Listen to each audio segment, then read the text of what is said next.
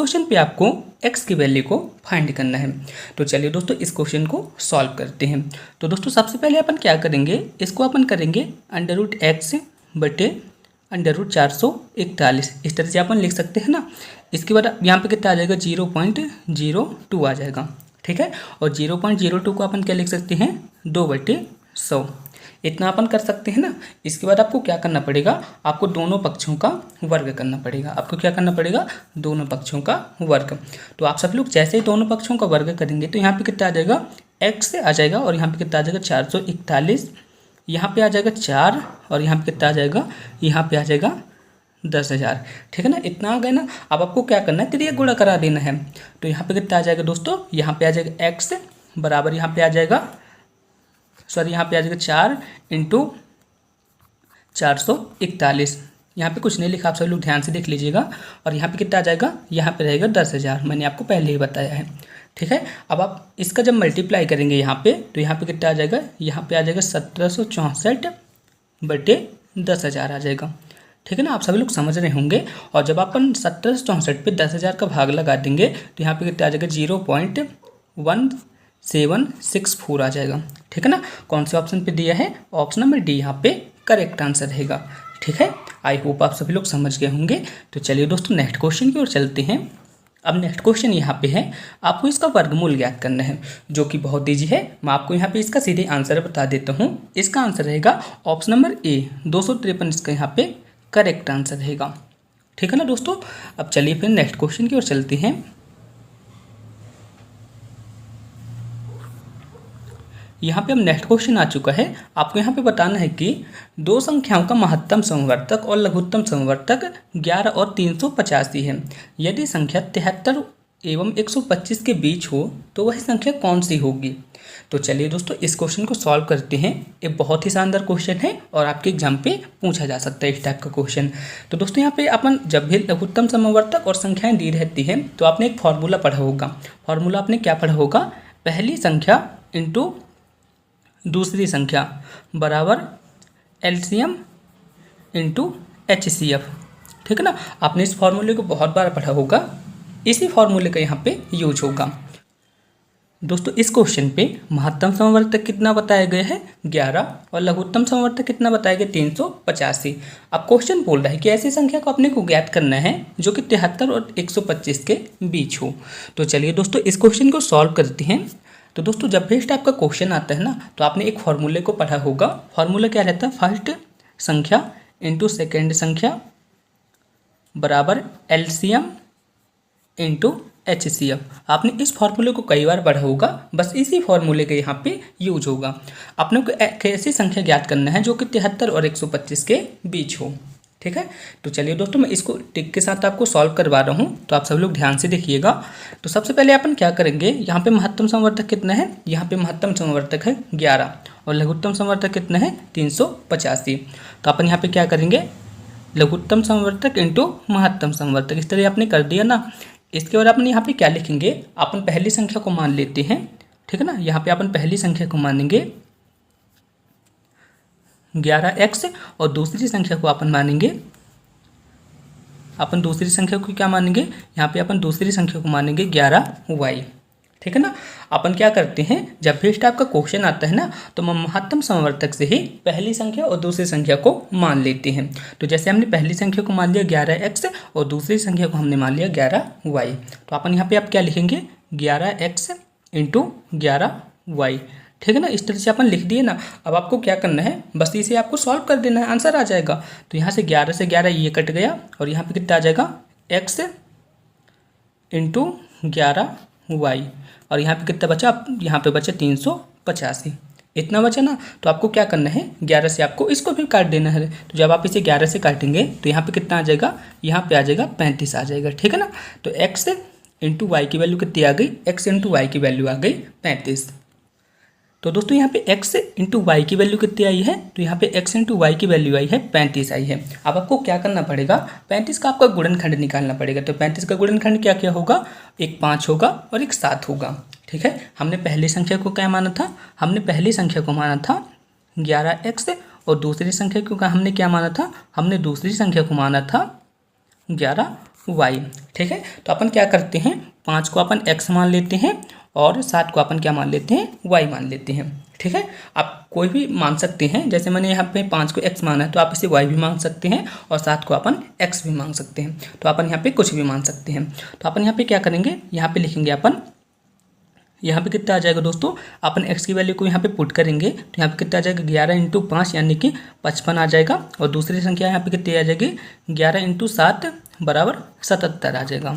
ठीक है, अब आपको क्या करना है, आपको ऐसी संख्या ज्ञात करना है जो कि 73 और 125 के बीच हो। तो आप यहाँ पे देखिए, यहाँ पे एक ही संख्या दिख रही है जो कि 73 और 125 के बीच हो। तो कौन सी संख्या है, 77 है। तो यहाँ पे कौन सा ऑप्शन सही रहेगा, यहाँ पे 77 यहाँ पे करेक्ट आंसर रहेगा। सो आई होप आप सभी लोग समझ गए होंगे। फिर भी आपको किसी भी तरह का डाउट है ना तो आप मुझसे कमेंट बॉक्स में पूछ सकते हैं। तो चलिए दोस्तों, हम नेक्स्ट क्वेश्चन की ओर चलते हैं। दोस्तों, हम नेक्स्ट क्वेश्चन आ चुका है जो कि एक ऊंचाई दूरी से संबंधित एक क्वेश्चन है और आपके एग्जाम पे इस टाइप के क्वेश्चन पूछे जाते हैं। तो चलिए दोस्तों, इस क्वेश्चन को भी सॉल्व करते हैं। तो दोस्तों, सबसे पहले अपन क्या करेंगे, क्वेश्चन एक बार पढ़ लेते हैं। तो क्वेश्चन पे क्या बोला है, भूमि के एक बिंदु ए से मीनार के शीर्ष का उन्नयन कोण कितना है, 30 अंश है। उस बिंदु से मीनार की दिशा में 20 मीटर की दूरी पर स्थित एक अन्य बिंदु बी से उन्नयन कोण बढ़कर कितना हो जाता है, 60 अंश हो जाता है। तो आपको क्या करना है, मीनार की ऊंचाई को आपको ज्ञात करना है। तो चलिए दोस्तों, इस क्वेश्चन को सॉल्व करते हैं। तो दोस्तों, जब भी इस टाइप का क्वेश्चन आता है ना, इस टाइप के क्वेश्चन को आपको चित्र बना के सॉल्व करना पड़ेगा। तो चलिए अपन इसे सॉल्व करते हैं। तो सबसे पहले अपन क्या करना है, मीनार बना देते हैं। ठीक है ना, यहाँ पे बिंदु ए है। तो क्वेश्चन पे क्या बोला है, मीनार के बिंदु ए से उन्नयन कोण कितना है, 30 अंश है। यहाँ से यहाँ तक कोण कितना है, 30 अंश बताया गया है। अब क्वेश्चन पे क्या बोला है, मीनार की दिशा में 20 मीटर की दूरी पर चलने पर एक अन्य कोण कितना हो जाता है, 60 अंश हो जाता है। मीनार की दिशा में ये कितना चल रहा है, मीनार की दिशा में 20 मीटर चल रहा है तो कोण कितना हो जाता है, मीनार की दिशा में 20 मीटर चल रहा है तो कोण बढ़कर 30 से कितना हो जाता है, 60 अंश हो जाता है। दोस्तों, मैंने आपको कई बार समझाया है, जब भी इस टाइप की कंडीशन आती है कि कोण आधे हो जाते हैं, जैसे यहाँ पे कितना है, 60 है और 60 का आधा क्या होता है, 30 होता है। तो इस टाइप की कंडीशन पे फिगर कैसे बनता है, जैसे 60 के सामने वाला क्या बनेगा, 60 के सामने बनेगा √3 और यहाँ पे कितना आ जाएगा, 1 आ जाएगा। और जब भी कोण आधे होते हैं ना, जब भी कोण आधे होते हैं तो यहाँ पे कितना आ जाएगा, हमेशा 2 आ जाएगा। ठीक है, इतना तो आप सभी लोग को मैंने आपको पहले ही बताया है। तो जब भी कोण आधे होते हैं ना तो आपको याद रखना है, 60 के सामने वाला कोण कितना होता है, √3। ठीक है ना, और यहाँ पे कितना आता है, 1 आता है। और जब भी कोण आधे होते हैं तो यहाँ से यहाँ तक मैंने आपको बता दी 1 हो जाता है। और जब यहाँ से यहाँ तक की अपन बात करते हैं तो यहाँ से यहाँ तक में कितना हो जाता है, 2 हो जाता है। ठीक है ना, जब भी आधे होते हैं कोण। तो यहाँ पे आप देख सकते हैं, यहाँ पे 2 की वैल्यू कितनी बताई गई, यहाँ पे 2 की वैल्यू बताई गई है 20, जो कि इससे कितने गुना ज़्यादा है। तो यहाँ पे इससे कितने गुना ज़्यादा है, 10 गुना ज़्यादा है।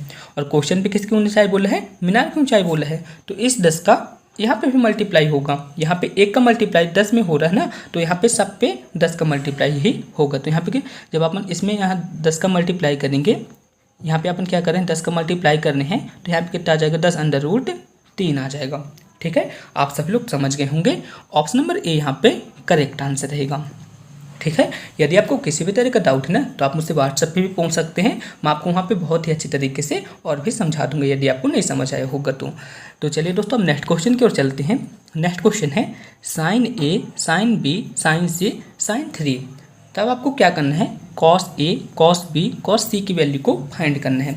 तो दोस्तों, आप यहाँ पे देख सकते हैं, जैसे यहाँ पे sin A, sin B, sin C लिखा है तो ये किस कंडीशन पे 3 हो सकते हैं। तो जब अपन यहाँ पे क्या करते हैं, A, B, C इनकी जगह अपन क्या रख देते हैं, इनकी जगह पे अपन π/2 यानी कि 90 अंश रख देते हैं। ठीक है ना, यदि अपन मान लेते हैं कि A, B और C इनकी वैल्यू कितनी है, 90 अंश है। तो आप सभी लोग को पता होगा कि sin 90 की वैल्यू कितनी होती है, sin 90 या π/2 वही है। तो sin 90 की वैल्यू कितनी होती है, 1 होती है।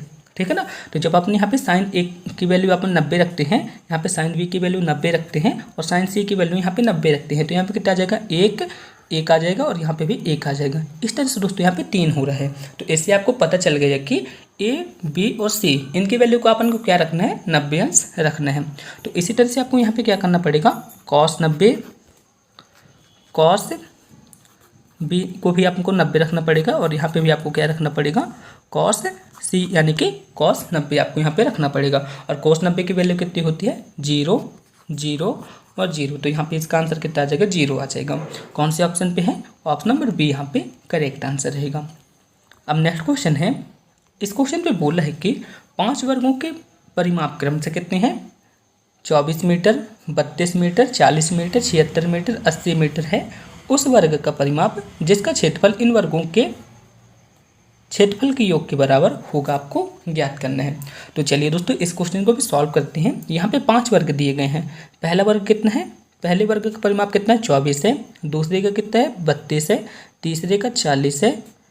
चौथे का 76 है और पाँचवें का कितना है, 80 है। ठीक है ना, इस तरह से यहाँ पे 5 वर्ग दिए गए हैं। अब आपको क्या करना है, ये जो 5 वर्ग है ना, यहाँ पे 5 वर्ग लिख दिया मैंने, यहाँ पे 5 वर्ग दिए हुए हैं। इन 5 वर्ग की एक एक भुजा को आपको ज्ञात करना है। तो जब आप इसे एक एक भुजा ज्ञात करेंगे तो आपको यहाँ पे किससे भाग लगाना पड़ेगा, तो यहाँ पे 4 भुजा का योग यहाँ पे दिया है और आपको एक भुजा का मान ज्ञात करना है। तो यहाँ पे किसका भाग लगाना पड़ेगा, 4 का भाग लगाना पड़ेगा। तो सब पे आपको क्या करना है, 4 का भाग लगा देना है। ठीक है ना, तो हम यहाँ पे 4 का भाग लगा दिए तो यहाँ पे कितना आ जाएगा, यहाँ पे 6 आ जाएगा, यहाँ पे आ जाएगा 8 और यहाँ पे कितना आ जाएगा 10, यहाँ पे आ जाएगा 19 और यहाँ पे आ जाएगा 20। इतना आप सभी लोग समझ गए ना। यहाँ पे एक भुजा की वैल्यू आ गई है आपको आपके पास। अब आपको क्या करना पड़ेगा, और आप सभी लोग को पता होगा कि जो वर्ग होता है, वर्ग का क्षेत्रफल क्या होता है, वर्ग का क्षेत्रफल होता है भुजा इंटू भुजा। तो आपको क्या करना है, इनका क्षेत्रफल भी निकाल लेना है। तो जब अपन इसका क्षेत्रफल निकालेंगे तो यहाँ पे इनका क्षेत्रफल कितना आ जाएगा, 6 का स्क्वायर अपन करेंगे तो कितना आ जाएगा, 36 आ जाएगा। 8 का स्क्वायर करेंगे तो कितना आ जाएगा, 64 आ जाएगा। और 10 का स्क्वायर करेंगे तो 100 आ जाएगा। 19 का स्क्वायर करेंगे तो कितना आ जाएगा, 361 आ जाएगा। और 20 का स्क्वायर करेंगे तो अपने यहाँ पे कितना आ जाएगा, 400 आ जाएगा। ठीक है ना, इतना आप सभी लोग समझ गए ना। अब आपको क्या करना है दोस्तों, इन सभी को जोड़ देना है। 36, 64 और 100, 361 और 400 को आपको जोड़ देना है। ठीक है ना, जब इन आप क्षेत्रफल को 5 वर्गों के क्षेत्रफल को जब आप जोड़ देंगे ना तो यहाँ पे कितना आ जाएगा, यहाँ पे आ जाएगा 361 वर्ग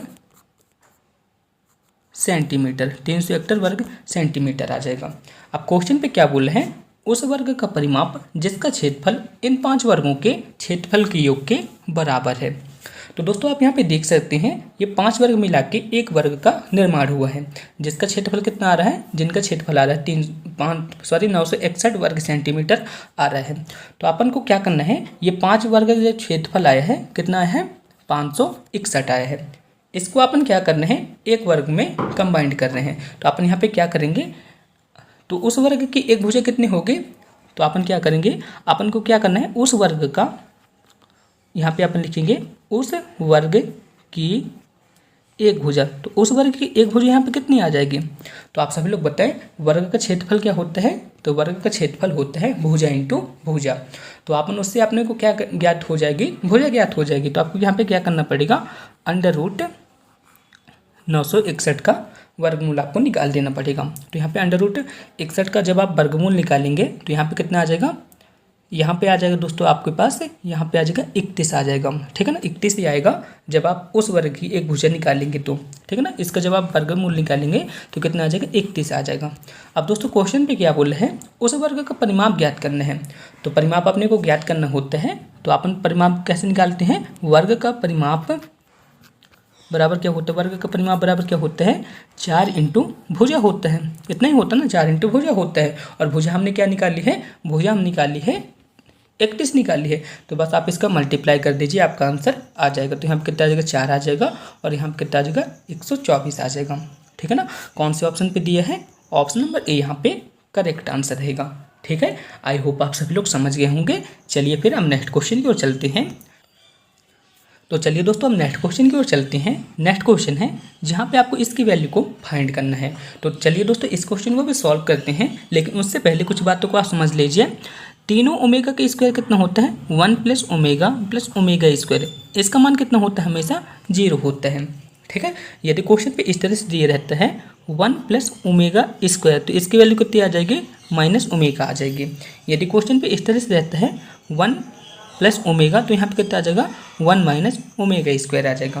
ठीक है। तो आपको यहाँ पे क्या याद रखना है, यहाँ पे लिखना है 1 प्लस ओमेगा इसके इनका मान कितना होता है, 0 होता है। बस आपको इतना याद रखना है।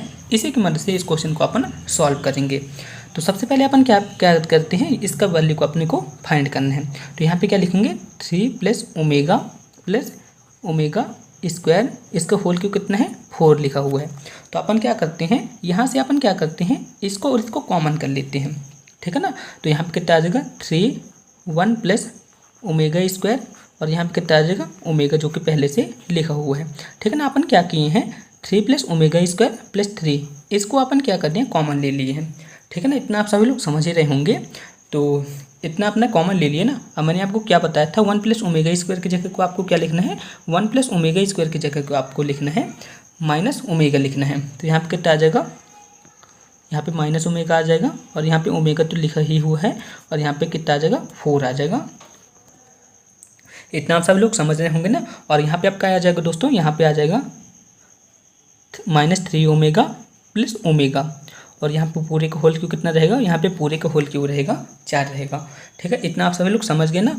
अब आप सभी लोग देखेंगे यहाँ पे -3 ओमेगा लिखा है प्लस ओमेगा लिखा हुआ है, और पूरे की घात यहाँ पे कितने लिखी गई है 4 लिखी गई है। तो जब आप -3 ओमेगा से प्लस ओमेगा को हटाएंगे तो यहाँ पे कितना आ जाएगा, यहाँ पे आ जाएगा -2 ओमेगा आ जाएगा। और जब आप इसका होल 4 कर देंगे तो यहाँ पे कितना आ जाएगा, यहाँ पे आ जाएगा दोस्तों, यहाँ पे आ जाएगा 16 ओमेगा की पावर 4 आ जाएगी, 16 ओमेगा की पावर 4 आ जाएगी ना। अब आप सभी लोगों को पता होगा कि जो यहाँ पे कितना आपने लिख दिया 16 ओमेगा की पावर 4 लिख दिया।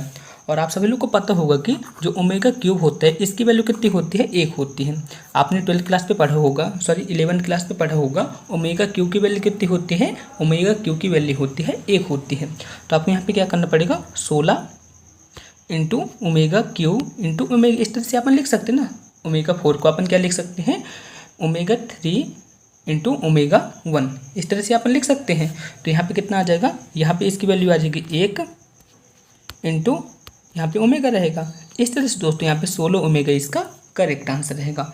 ऑप्शन नंबर ए यहाँ पे करेक्ट आंसर रहेगा। यदि आपको समझने में किसी भी तरह की प्रॉब्लम आती है तो आप 11th के मैथ को देख सकते हैं, वहाँ पे इसी तरह से एकदम समझाया गया है, ठीक है। अब चलिए नेक्स्ट क्वेश्चन की ओर चलते हैं।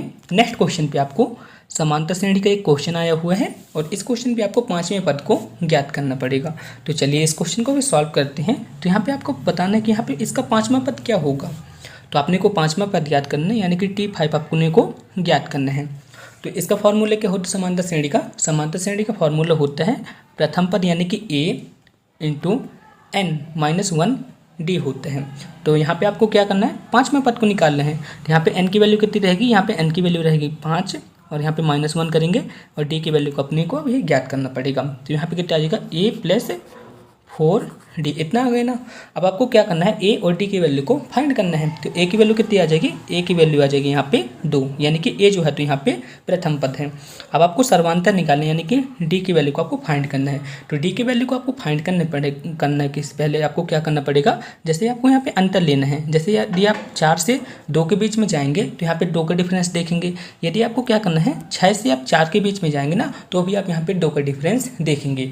यानी कि समांतर श्रेणी जो होती है ना, इसमें प्रत्येक पद के बीच एक समान अंतर होता है, उसको अपन क्या कहते हैं, समांतर श्रेणी कहते हैं। तो जैसे आप यहाँ पे देख सकते हैं, जैसे यहाँ पे 4 और 2 लिखा है ना, इनके बीच अंतर कितना है, 2 का है। यदि आप देखेंगे 8 और 6 के बीच, इनके बीच का अंतर भी कितना है, 2 का है, ठीक है। तो मैंने आपको यहाँ तक क्या बता दिया था, यहाँ पे आपको क्या करते हैं 5वें पद को आपको ज्ञात करना है। तो यहाँ पे कितना आ जाएगा a प्लस 4d, ठीक है ना, इतना आ जाएगा ना। अब आपको क्या करना पड़ेगा, a की वैल्यू यहाँ पे कितनी है, a की वैल्यू है 2, ठीक है, और यहाँ पे 4 अपन लिख दिया, और यहाँ पे d की वैल्यू कितनी आ जाएगी, d यानी कि डिफरेंस यहाँ पे कितने आ रहा है, प्रत्येक पद के बीच में 2 का डिफरेंस आ रहा है। तो यहाँ पे कितना आ जाएगा, यहाँ पे 2 आ जाएगा, और यहाँ पे कितना है 8 आ जाएगा। तो जब आप इसे जोड़ेंगे तो यहाँ पे कितना आ जाएगा दोस्तों, T5 की वैल्यू आ जाएगी 10। कौन से ऑप्शन पे है, ऑप्शन नंबर सी यहाँ पे करेक्ट आंसर रहेगा। दोस्तों यदि आप NPCIL, कैगा साइट या फिर काकरापारा साइट पे प्लांट ऑपरेटर एग्जाम की तैयारी कर रहे हैं तो मैंने आपके लिए एक कंप्लीट कोर्स बना के रखा है, जहां पे दोस्तों मैं आपको इंपॉर्टेंस नोट, 10 प्रिलिमिनरी टेस्ट के क्वेश्चन पेपर, साथ ही साथ मैं आपको 25 एडवांस टेस्ट के क्वेश्चन प्रदान करने वाला हूं, जहां से दोस्तों आपके एग्जाम पे डायरेक्ट क्वेश्चन पूछे जाते हैं। साथ ही साथ मैं आपको ये बता दूं, आपके जो PYQ होते हैं ना, PYQ भी आपको यहाँ पे मिलने वाला है। साथ ही मैं आपको ये बता दूं, आपका जो 11-12 वाला सिलेबस होता है ना, उसके माइंड मैप्स भी मैंने यहाँ पे बनाए हैं, तो आप यहाँ पे देख सकते हैं दोस्तों, सारी चीज़ें आपको यहाँ पे मिल जाएंगी।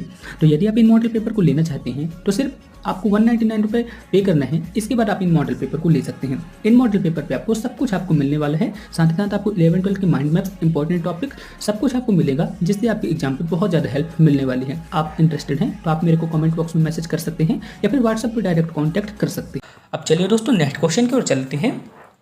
नेक्स्ट क्वेश्चन है, इस क्वेश्चन पे आपको इस रेखा द्वारा बने क्षेत्रफल को ज्ञात करना है। तो चलिए इस क्वेश्चन को भी अपन सॉल्व कर लेते हैं। तो सबसे पहले अपन क्या करेंगे, 4x + 3y बराबर 12 लिखा है ना, तो आपको क्या करना पड़ेगा, आपको दोनों पक्षों पे 12 का भाग दे देना है। आपको दोनों पक्षों पे क्या करना है, 12 का भाग दे देना है। तो यहाँ पे कितना आ जाएगा दोस्तों, यहाँ पे आ जाएगा x/3, यहाँ पे आ जाएगा y/4 और यहाँ पे कितना आ जाएगा, 1 आ जाएगा। दोस्तों यहाँ पे क्या आ चुका है, यहाँ पे आ जाएगा x/3, यहाँ पे आ चुका है y/4 और यहाँ पे कितना आ चुका है, 1 आ चुका है। अब आपको क्या करना है, क्षेत्रफल ज्ञात करना है। तो दोस्तों यहाँ पे एक त्रिभुज का निर्माण होगा। यहाँ पे क्या होगा, एक त्रिभुज का निर्माण होगा। जैसे यहाँ पे मैंने एक 4 कोऑर्डिनेट ले लिए। यहाँ पे x की कहाँ तक जाना है आपको, यहाँ पे x की 3 तक जाना है और यहाँ पे y के 4 तक जाना है। तो आप यहाँ पे देखेंगे, यहाँ पे एक त्रिभुज का निर्माण हो रहा है, ठीक है ना। त्रिभुज का निर्माण होना है तो आपको क्या करना है, इस त्रिभुज का क्षेत्रफल आपको ज्ञात करना पड़ेगा।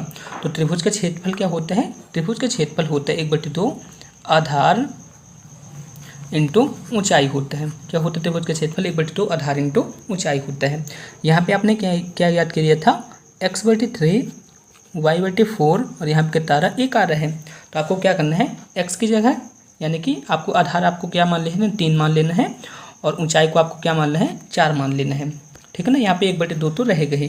तो बस आप इसे सॉल्व कर दीजिए, आंसर आ जाएगा। तो दोस्तों अपन इसे काटेंगे तो कितना आ जाएगा, 2 आ जाएगा और 3 और 2 का आपस में गुणा करेंगे तो कितना आ जाएगा, 6 आ जाएगा। कौन से ऑप्शन पे दिया है, ऑप्शन नंबर ए यहाँ पे करेक्ट आंसर रहेगा। आई होप आप सभी लोग समझ गए होंगे। चलिए दोस्तों अब नेक्स्ट क्वेश्चन की ओर चलते हैं।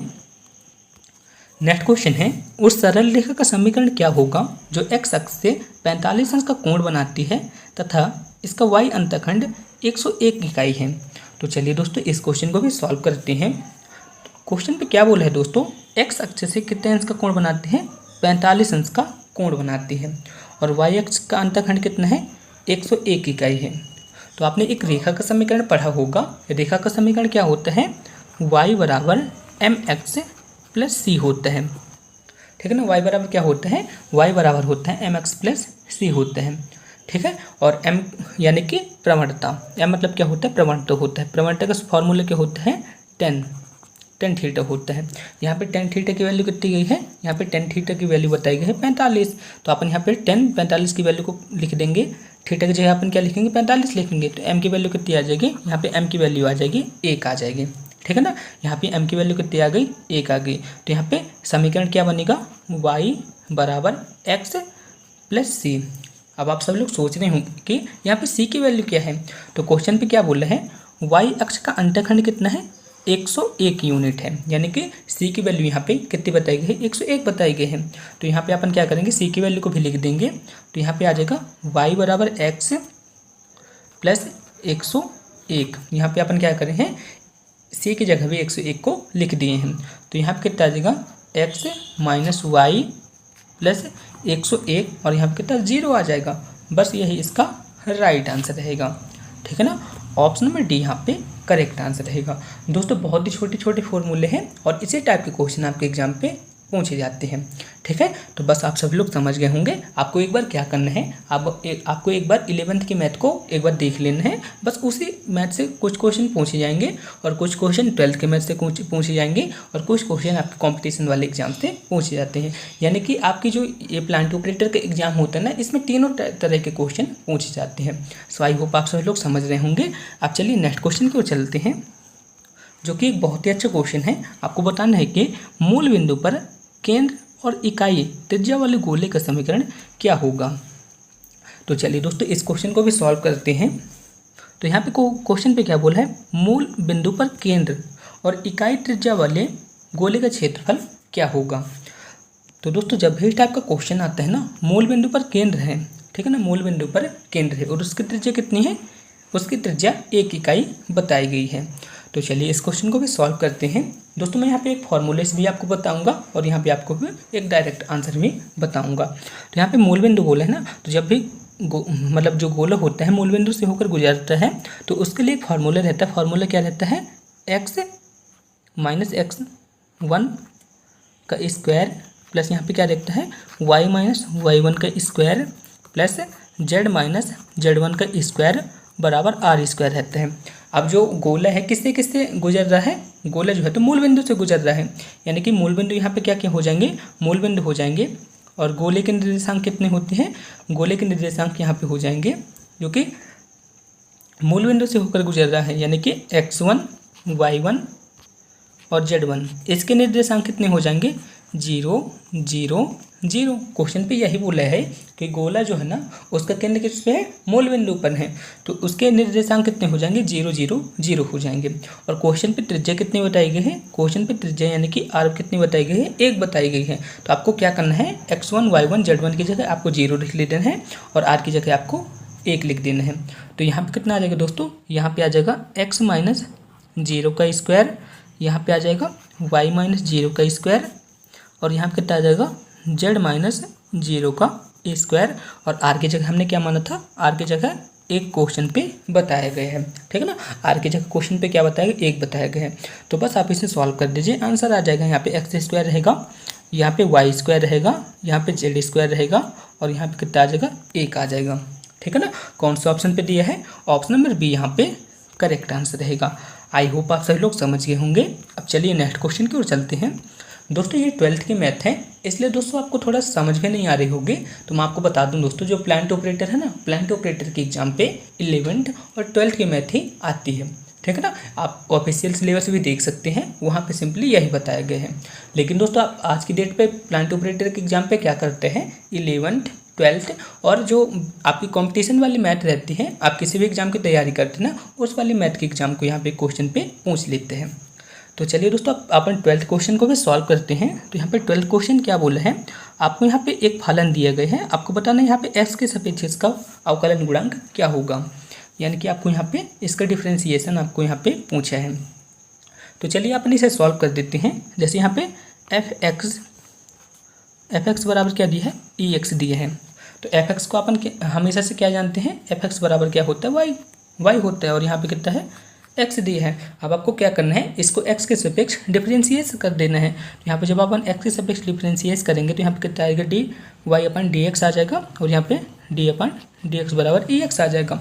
और जब अपन ई एक्स का अवकलन करते हैं तो हमेशा कितना आता है, ई एक्स का अवकलन हमेशा ई एक्स ही रहता है, ठीक है ना। तो ऑप्शन नंबर ए यहाँ पे करेक्ट आंसर रहेगा। अब नेक्स्ट क्वेश्चन है, इस क्वेश्चन पे आपको वक्र y बराबर साइन x का अवकल समीकरण ज्ञात करना है। तो दोस्तों मैं आपको बता दूं, इसे आपको याद करना पड़ेगा। यदि आप इसे समझना चाहते हैं ना तो आप मुझे कमेंट बॉक्स में बताइएगा, काफ़ी बड़ा क्वेश्चन है, मैं आपको यहाँ पे नहीं समझा पाऊँगा। यदि आप इसे समझना चाहते हैं तो आप मेरे को व्हाट्सएप पर पूछ सकते हैं, मैं आपको वहाँ पर ब्रीफली समझा दूँगा। तो मैं आपको बता दूँ यहाँ पर इसका राइट आंसर क्या होगा, यहाँ पर इसका राइट आंसर रहेगा ऑप्शन नंबर ए, ठीक है ना। आप इसे देख लीजिएगा। नेक्स्ट क्वेश्चन है, इस क्वेश्चन पे आपको x प्लस वाई प्लस जे का अभिलंब सदिश आपको ज्ञात करना है। तो चलिए दोस्तों इस क्वेश्चन को सॉल्व करते हैं। दोस्तों जब भी अभिलंब सदिश आते हैं ना तो अभिलंब सदिश हमेशा कितना होता है, 0 होता है। तो आपको एक ऐसे ऑप्शन को सिलेक्ट करना है जिसका मान 0 हो।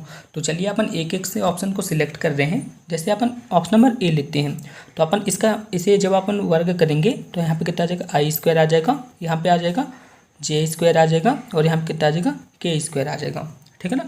आई स्क्वायर की वैल्यू कितनी होती है, 1 होती है, जे स्क्वायर की वैल्यू 1 होती है और के स्क्वायर की वैल्यू भी 1 होती है। लेकिन यहाँ पे माइनस है तो माइनस आ जाएगा। तो आप यहाँ पे देख सकते हैं यहाँ पे 1 आ रहा है जो कि इसका आंसर कभी नहीं हो सकता है। इसी तरह से यहाँ पे कितना आ जाएगा, यहाँ पे भी आ जाएगा आई स्क्वायर यानी कि 1, जे स्क्वायर मतलब 1 और के स्क्वायर मतलब 1। तो आप इसे काटेंगे तो यहाँ पे कितना आ जाएगा, 1 बच रहा है, यानी कि ये भी इसका आंसर नहीं होगा। अब अपन ऑप्शन नंबर 3 पे आ रहे हैं तो यहाँ पे कितना आ जाएगा, आई स्क्वायर मतलब 1 - 1 यहाँ पे भी कितना आ जाएगा, यहाँ पे भी आ जाएगा आई स्क्वायर -1 और यहाँ पे कितना आ जाएगा आई स्क्वायर -1। ठीक है, यहाँ पे सब प्लस प्लस हो जाएंगे क्योंकि यहाँ सब माइनस पे दिए हैं, तो यहाँ पे कितना से 3 आ रहा है, जो कि इसका आंसर तो हो ही नहीं सकता। तो ऑप्शन नंबर डी यहाँ पे करेक्ट आंसर रहेगा। यानी कि अविलंब सदिश एक ऐसा अविलंब सदिश होता है जो कि एक 0 बराबर होता है, तो आप इसे याद रखिएगा। अब नेक्स्ट क्वेश्चन की ओर चलते हैं। जैसे कि यदि इसका अविलंब सदिश पूछता ना, तो यहाँ पे यदि इस तरह से दिया रहता क्वेश्चन y + j + k, इस तरह से अविलंब सदिश बन जाता, लेकिन इसका अविलंब सदिश नहीं होगा, तो आप सब लोग ध्यान रखिएगा। अब नेक्स्ट क्वेश्चन है, एक छात्र को सही उत्तर के लिए 3 अंक मिलते हैं, वह गलत उत्तर के लिए 0.5 अंक काट लिए जाते हैं। परीक्षा में कुल 250 प्रश्न हैं, अगर छात्र को 477 अंक मिले हों तो कितने प्रश्न उसने गलत दिए।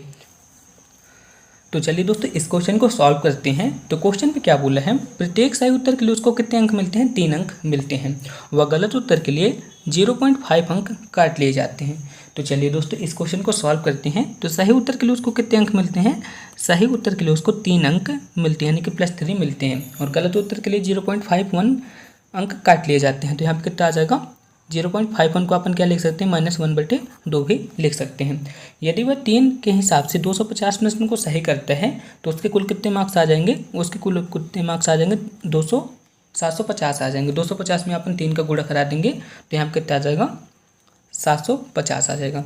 इसी तरह से यदि वह 250 के हिसाब से -1/2 के हिसाब से वह क्या करता है, निगेटिव करता है, यानी कि क्वेश्चन को गलत करता है, तो उसके कितने मार्क्स आएंगे, उसके आ जाएंगे -125 मार्क्स आ जाएंगे। इतना आप सभी लोग समझ रहे हैं ना, यहाँ पे कितना आ जाएगा, 125 आ जाएगा। ठीक है, अब आपको क्या करना है, उसे परीक्षा में टोटल कितने अंक मिल रहे हैं, उसको परीक्षा में टोटल मिल रहे हैं 477 अंक। तो यहाँ पे टोटल उसको कितने मिल रहे हैं, 477 अंक। बस आपको इसी तरह से सॉल्व कर देना है, आंसर आ जाएगा। आपने मिक्सचर एलिगेशन वाले क्वेश्चन को पढ़ा होगा, बस उसी टाइप से आपको इसे सॉल्व कर देना है। तो जब आप इससे इसको हटाएंगे, ठीक है ना, यानी कि यहाँ पे कितना आ जाएगा, यहाँ पे 477 है ना, 477 से जब आप -125 को घटाएंगे तो माइनस वहाँ पे प्लस हो जाएगा, तो यहाँ पे कितना आ जाएगा, यहाँ पे आ जाएगा 602 आ जाएगा, और यहाँ पे कितना आ जाएगा, 750 से जब आप 477 को घटाएंगे तो यहाँ पे कितना आ जाएगा, यहाँ पे आ जाएगा दोस्तों 273 आ जाएगा, यहाँ पे कितना आ जाएगा, 273 आ जाएगा। ठीक है, इतना आ गया ना दोस्तों। यहाँ पे जब आप 775 से 777 को घटाएंगे, यहाँ पे 273 आ जाएगा। तो दोस्तों यहाँ पे कितना आ जाएगा, यहाँ पे आ जाएगा 602, और यहाँ पे कितना आ जाएगा, यहाँ पे आ जाएगा 273 आ जाएगा। दोस्तों जब आप इन्हें सॉल्व करेंगे तो यहाँ पे एक अनुपात बनेगा। अनुपात क्या बनेगा, यहाँ पे 86 का बनेगा और यहाँ पे 39 का बनेगा। इस तरह से दोस्तों अनुपात बन गए ना, तो वो कितने प्रश्नों को सही करते हैं, 86 प्रश्नों को वह सही करता है और 39 प्रश्नों को गलत करता है। मैंने आपको बताया था प्रत्येक सही उत्तर के लिए उसको 3 अंक मिलते हैं और गलत उत्तर के लिए -0.5 मार्क्स काट लिए जाते हैं। ठीक है, तो आप यहाँ पे देख सकते हैं, यानी कि उसने 86 प्रश्नों को सही किया है और 39 प्रश्नों को गलत किया है। अब अपन क्या कर रहे हैं, अब क्वेश्चन पे क्या बोला है, उसने कितने प्रश्नों को के उत्तर को गलत दिए हैं। तो दोस्तों यहाँ पे रेशियो के हिसाब से, यानी ये रेशियो बन रहा है 86 और 39 के यहाँ पे रेशियो बन रहा है। अब क्वेश्चन पे बोला है 250 प्रश्नों में उसने कितने प्रश्नों को गलत किए। तो अपन क्या करते हैं, इन दोनों रेशियो को अपन ऐड कर लेते हैं, 86 + 39, इन दोनों रेशियो को अपन क्या करते हैं, ऐड कर लेते हैं। तो जब आप इन्हें ऐड करेंगे तो यहाँ कितना आ जाएगा, इन्हें अपन ऐड करेंगे तो 125 आ जाएगा, और क्वेश्चन पे 125 की वैल्यू कितनी बताई गई है, 250।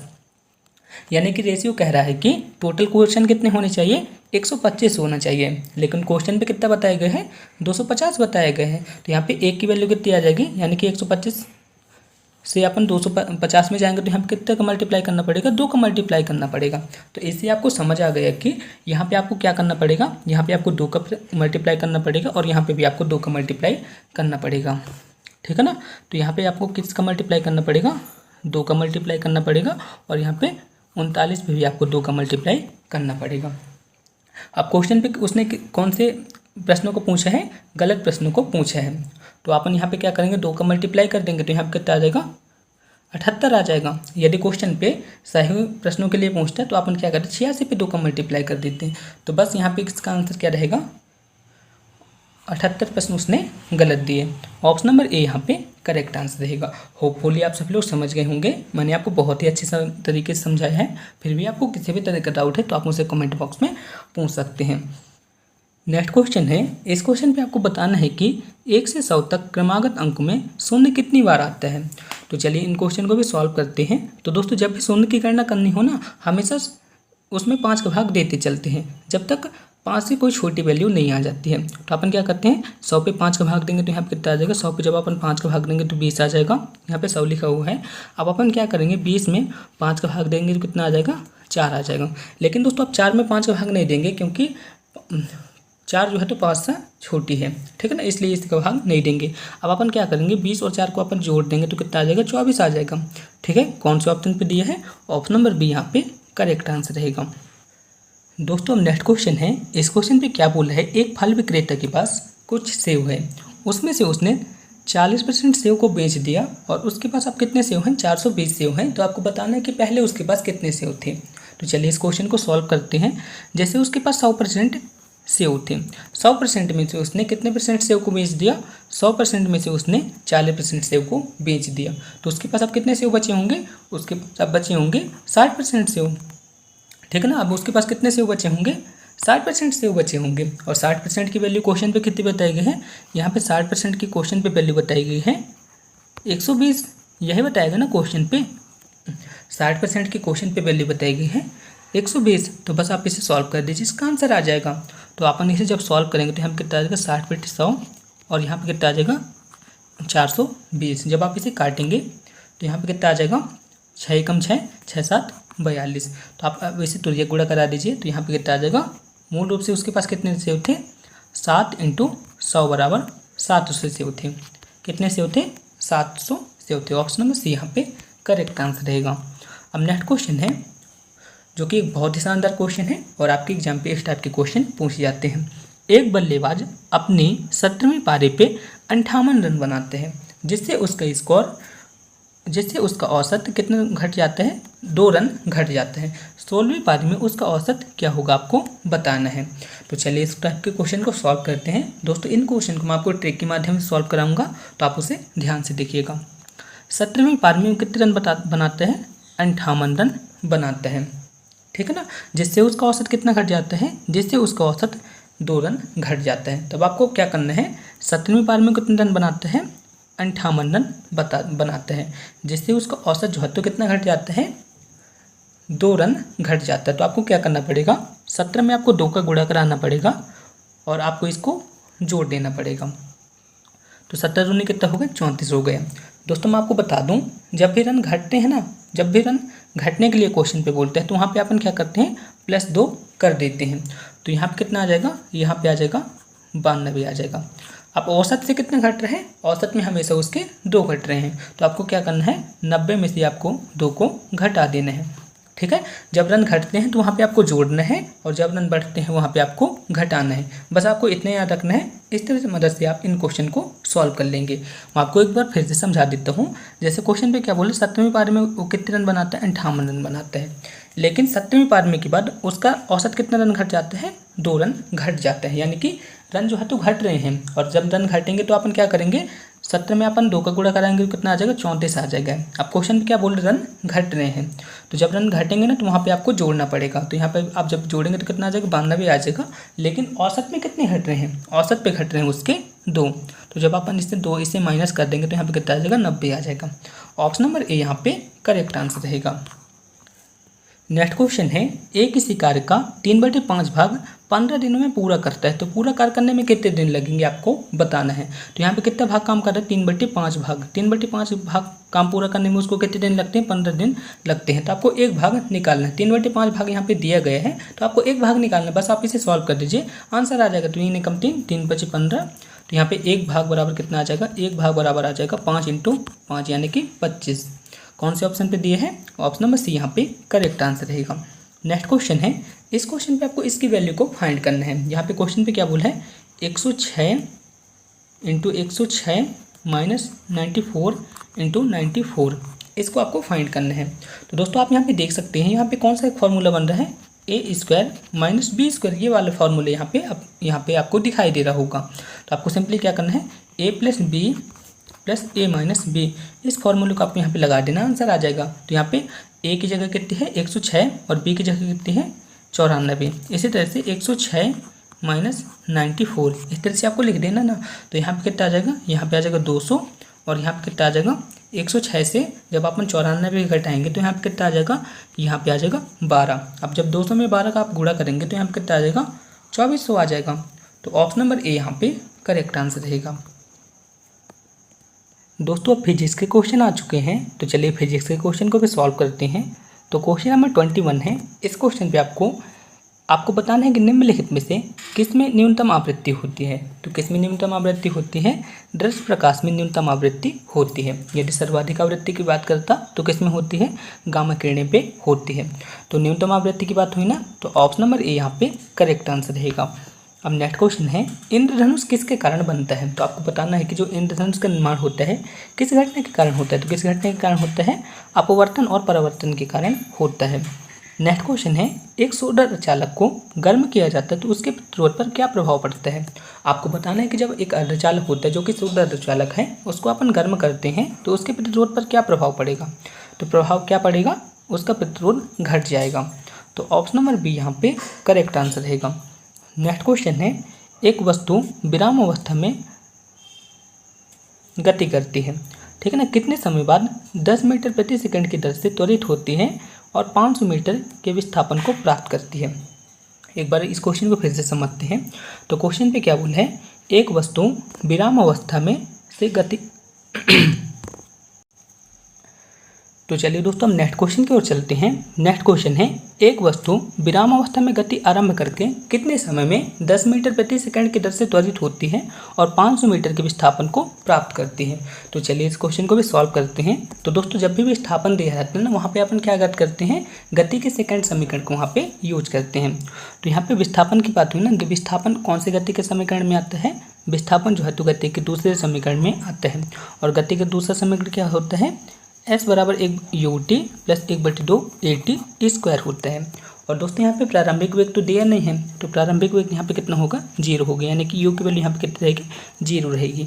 a की वैल्यू क्वेश्चन पे कितनी बताई गई है, a की वैल्यू क्वेश्चन पे बताई गई है 10 मीटर प्रति सेकंड स्क्वायर, क्वेश्चन पे यही बताया गया है। और s की वैल्यू कितनी बताई गई है, s की वैल्यू बताई गई है 500 और t की वैल्यू को अपने को फाइंड करना है। तो चलिए अपन क्या करते हैं, इस फॉर्मूले पे इन सभी वैल्यू को पुट कर देते हैं।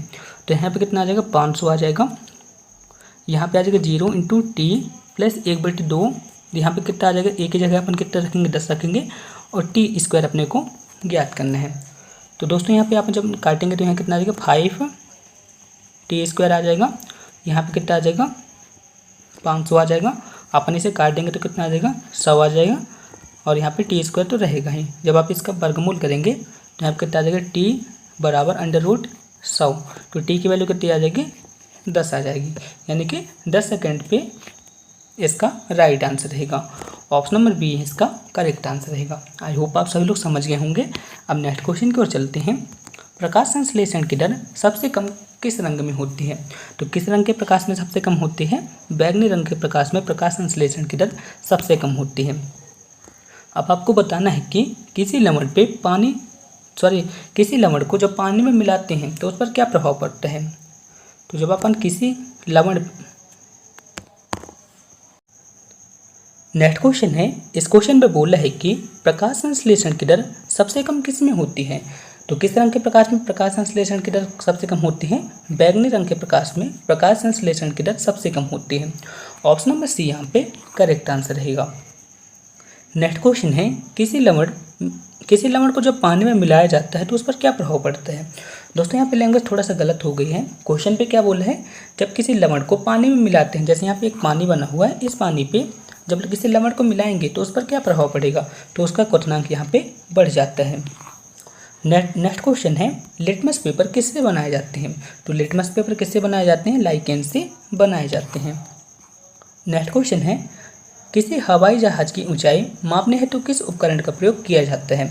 तो हवाई जहाज की जब ऊंचाई मापना हो तो इसका यूज करते हैं अपन अल्टीमीटर का यूज करते हैं। ऑप्शन नंबर ए यहाँ पे करेक्ट आंसर रहेगा। दोस्तों अब नेक्स्ट क्वेश्चन है, इस क्वेश्चन पे बोला है कि दो समांतर दर्पण के बीच अनंत प्रतिबिंब बनते हैं। दो समांतर दर्पण एक दूसरे से 90 अंश के कोण पर झुके हों तो प्रतिबिंब की संख्या कितनी होगी अपने को ज्ञात करना है।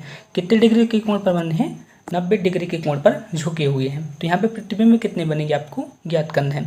तो मैंने आपको बताया था जब भी कोण सम संख्या में दिया रहता है तो अपन क्या करते हैं, उसको अपन 360 में भाग दे देते हैं। तो 360 में जब अपन 90 का भाग देंगे तो कितना आ जाएगा, यहाँ पे 4 आ जाएगा। लेकिन दोस्तों यहाँ पे सम है ना, सम है इसलिए अपन क्या करेंगे, यहाँ पे 1 को घटा देंगे तो यहाँ पे कितना आ जाएगा, 3 आ जाएगा। यदि यहाँ पे विषम दिया रहता ना तो यहाँ पे सिर्फ डायरेक्ट यहाँ पे यह है इसका राइट आंसर रहता। चलिए अपन नेक्स्ट क्वेश्चन की ओर चलते हैं। द्रव चालित ब्रेक किस नियम पर कार्य करते हैं। तो किस नियम पर कार्य करते हैं, पास्कल के नियम पर कार्य करते हैं।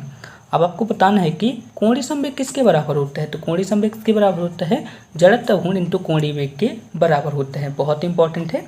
ऑप्शन नंबर ए यहाँ पे करेक्ट आंसर रहेगा। नेक्स्ट क्वेश्चन है, सूर्य की ऊष्मा पृथ्वी पर किस विधि से आती है। तो किस विधि से आती है, विकिरण विधि से आती है। बहुत इंपॉर्टेंट क्वेश्चन है और आपके एग्जाम पे पूछा गया क्वेश्चन है। ऑप्शन नंबर बी यहाँ पे करेक्ट आंसर रहेगा। नेक्स्ट क्वेश्चन है, निम्न में से किसका घनत्व न्यूनतम है। तो यहाँ पे किसका घनत्व न्यूनतम है, लकड़ी का घनत्व यहाँ पे न्यूनतम है। ऑप्शन नंबर डी यहाँ पे करेक्ट आंसर रहेगा। नेक्स्ट क्वेश्चन है, निम्न में से कौन मूल रंग है। आपको बताना है कि मूल रंग कौन कौन से हैं। तो मूल रंग कितने होते हैं, मूल रंग हमेशा 3 होते हैं। कौन कौन से होते हैं, लाल यानी कि रेड, हरा यानी कि ग्रीन और नीला। लाल हरा नीला जो है तो ये मूल रंग कहलाते हैं। तो कौन से ऑप्शन पे दिए हैं, ऑप्शन नंबर डी यहाँ पे करेक्ट आंसर रहेगा। तो अब नेक्स्ट क्वेश्चन है, इस क्वेश्चन पे आपको बताना है कि किसी तारे के रंग से उसका क्या पता चलता है। तो किसी तारे के रंग से उसका क्या पता चलता है, उसके ताप का पता चलता है। ऑप्शन नंबर डी यहाँ पे करेक्ट आंसर रहेगा। नेक्स्ट क्वेश्चन है, ट्रांजिस्टर में धारा में संबंध है। ट्रांजिस्टर में जो धारा प्रवाहित होती है उसमें संग्राहक आधार में क्या संबंध होता है। तो क्वेश्चन पे क्या बोला है, ट्रांजिस्टर धारा का संबंध है। तो इसको आपको याद करना पड़ेगा। इसका यहाँ पे राइट आंसर रहेगा IE बराबर IC प्लस IB। इसका यहाँ पे करेक्ट आंसर रहेगा। ये भी पूछा गया क्वेश्चन है और इसे आपको ध्यान रखना पड़ेगा। दोस्तों अब नेक्स्ट क्वेश्चन है, इस क्वेश्चन पे क्या बोला है, 4 ओम प्रतिरोध की 4 कुंडलियां श्रेणी क्रम में जुड़ी हैं तो उसका समतुल्य प्रतिरोध क्या होगा। तो क्वेश्चन पे क्या बताने की कोशिश किया गया है, 4 प्रतिरोध हैं जिसका प्रत्येक प्रतिरोध कितना है, 4 ओम का है और वह श्रेणी क्रम में जुड़ी है तो उसका समतुल्य प्रतिरोध क्या होगा। यानी कि यहाँ पे इस तरह से पूछा है, आर की वैल्यू को अपने को फाइंड करना है, R1 R2 R3 R4 ये जो है तो श्रेणी क्रम में जुड़े हुए हैं। तो आपको बताना है कि इसका समतुल्य प्रतिरोध क्या होगा। यानी कि प्रत्येक आर की वैल्यू यहाँ पे कितनी बताई गई है, 4 + 4 + 4 + 4। तो यहाँ पे आर की वैल्यू कितनी आ जाएगी, यहाँ पे आर की वैल्यू आ गई 16 ओम और क्वेश्चन पे यही पूछा है। तो ऑप्शन नंबर ए यहाँ पे करेक्ट आंसर रहेगा। नेक्स्ट क्वेश्चन है, जेनर डायोड का उपयोग होता है। तो जेनर डायोड का प्रयोग किस में होता है, वोल्टेज नियंत्रण में होता है। नेक्स्ट क्वेश्चन है, एक पूर्ण चक्र प्रत्यावर्ती धारा का औसत मान कितना होता है। आपको बताना है कि एक पूर्ण चक्र में प्रत्यावर्ती धारा का औसत मान कितना होता है। तो हमेशा 0 होता है। ऑप्शन नंबर बी यहाँ पे करेक्ट आंसर रहेगा। दोस्तों अब केमिस्ट्री के क्वेश्चन आ गए हैं तो चलिए इन क्वेश्चन को भी सॉल्व करते हैं। परमाणु द्रव्यमान का आधुनिक आधार किस समस्थानिक को माना गया है। तो किसे माना गया है, C612 को माना गया है। तो ऑप्शन नंबर ए यहाँ पे करेक्ट आंसर रहेगा। नेक्स्ट क्वेश्चन है, निम्नलिखित में से किसकी संरचना रैखिक होती है। तो किसकी संरचना रैखिक होती है, कार्बन डाइऑक्साइड की संरचना हमेशा रैखिक होती है। ऑप्शन नंबर ए यहाँ पे करेक्ट आंसर रहेगा। नेक्स्ट क्वेश्चन है, धातु निर्माण में भर्जन का मुख्य कार्य होता है। तो भर्जन का मुख्य कार्य क्या होता है, आपसीकरण होता है। ऑप्शन नंबर सी यहाँ पे करेक्ट आंसर रहेगा। दोस्तों अब नेक्स्ट क्वेश्चन है, इस क्वेश्चन पे आपको IUPAC नाम ज्ञात करना है। तो चलिए इस क्वेश्चन को भी सॉल्व करते हैं। तो दोस्तों सबसे पहले आपको क्या करना पड़ेगा, कार्बन का क्रम देना पड़ेगा। तो कार्बन 1 हो गया, ये कार्बन 2 हो गया। सबसे पहले हमने क्रम दे दिया। अब दूसरे पे क्या जुड़ा है, दूसरे कार्बन पे एमिनो जुड़ा है। तो यहाँ पे लिखेंगे 2 एमिनो, यहाँ पे एथ आ जाएगा 1 ओइक अम्ल। तो इसको अपन क्या लिख सकते हैं, 2 एमिनो एथे 1 ओइक अम्ल। ठीक है, जिसको अपन 1 को अपन लिखेंगे भी सकते हैं और नहीं भी लिख सकते हैं। तो यहाँ पे क्या आ जाएगा, 2 एमिनो एथेनोइक अम्ल। इसका यहाँ पे करेक्ट आंसर रहेगा। ठीक है ना। ऑप्शन नंबर ए यहाँ पे करेक्ट आंसर रहेगा। नेक्स्ट क्वेश्चन है ओजोन परत को नष्ट करने वाला पदार्थ है। तो ओजोन परत को कौन नष्ट करते हैं? क्लोरोफ्लोरोकार्बन करते हैं। तो ऑप्शन नंबर सी यहाँ पे करेक्ट आंसर रहेगा। नेक्स्ट क्वेश्चन है आपको बताना है कि उपरोक्त अभिक्रिया में कौन सी गैस का निर्माण होगा। तो मैं आपको यहाँ पे बता दूँ, यहाँ पे आपका हाइड्रोजन गैस का निर्माण होगा। ऑप्शन नंबर ए यहाँ पे करेक्ट आंसर रहेगा, यानी कि इस अभिक्रिया में किस गैस का निर्माण होगा? हाइड्रोजन गैस का निर्माण होगा। नेक्स्ट क्वेश्चन है एक कार्बन परमाणु में 5 प्रोटॉन होते हैं जिसकी द्रव्यमान संख्या 10 होती है, में कितने न्यूट्रॉन होंगे? तो जितने प्रोटॉन हो उतने ही न्यूट्रॉन होंगे। ऑप्शन नंबर बी यहाँ पे करेक्ट आंसर रहेगा। नेक्स्ट क्वेश्चन है इस क्वेश्चन पे पूछा गया है कि निम्नलिखित में से कौन सा तत्व अपरूपता प्रदर्शित नहीं करता है। तो कौन सा तत्व अपरूपता प्रदर्शित नहीं करता है? नाइट्रोजन जो है तो अपरूपता प्रदर्शित नहीं करता है। नेक्स्ट क्वेश्चन है सभी अम्ल जल में घुलकर क्या करते हैं? तो सभी अम्ल जल में घुलकर H पॉजिटिव आयन रिलीज करते हैं। क्या करते हैं? H पॉजिटिव आयन रिलीज करते हैं। दोस्तों अब नेक्स्ट क्वेश्चन है घंटा धातु निम्नलिखित में से कौन कौन सी धातु से मिलकर बनी होती है? तो किस किस से मिलकर बनी होती है? कॉपर और टिन से मिलकर बनी होती है। तो ऑप्शन नंबर ए यहाँ पे करेक्ट आंसर रहेगा। बहुत ही इंपॉर्टेंट क्वेश्चन है और प्रीवियस ईयर पूछा गया क्वेश्चन है। सो आई होप आप सभी लोग समझ गए होंगे। दोस्तों यदि आप NPCIL कैगा साइड या फिर काकरापारा साइड पे प्लांट ऑपरेटर एग्जाम की तैयारी कर रहे हैं तो मैंने आपके लिए एक कंप्लीट कोर्स बना के रखा है, जहां पे दोस्तों मैं आपको इंपॉर्टेंस नोट, 10 प्रिलिमिनरी टेस्ट के क्वेश्चन पेपर, साथ ही साथ मैं आपको 25 एडवांस टेस्ट के क्वेश्चन प्रदान करने वाला हूँ, जहां से दोस्तों आपके एग्जाम पे डायरेक्ट क्वेश्चन पूछे जाते हैं। साथ ही साथ मैं आपको ये बता दूँ आपके जो PYQ होते हैं ना, PYQ भी आपको यहाँ पे मिलने वाला है। साथ ही मैं आपको ये बता दूँ आपका जो 11-12 वाले सिलेबस होते हैं ना, उसके माइंड मैप्स भी मैंने यहाँ पे बनाए हैं, तो आप यहाँ पे देख सकते हैं दोस्तों, सारी चीज़ें आपको यहाँ पे मिल जाएंगे। तो यदि आप इन मॉडल पेपर को लेना चाहते हैं तो सिर्फ आपको 199 रुपये पे करना है। इसके बाद आप इन मॉडल पेपर को ले सकते हैं। इन मॉडल पेपर पे आपको सब कुछ आपको मिलने वाला है। साथ ही साथ आपको 11-12 के माइंड मैप्स, इंपॉर्टेंट टॉपिक सब कुछ आपको मिलेगा, जिससे आपके एग्जाम पे बहुत ज़्यादा हेल्प मिलने वाली है। आप इंटरेस्टेड हैं तो आप मेरे को कमेंट बॉक्स में मैसेज कर सकते हैं या फिर व्हाट्सएप पर डायरेक्ट कॉन्टैक्ट कर सकते हैं।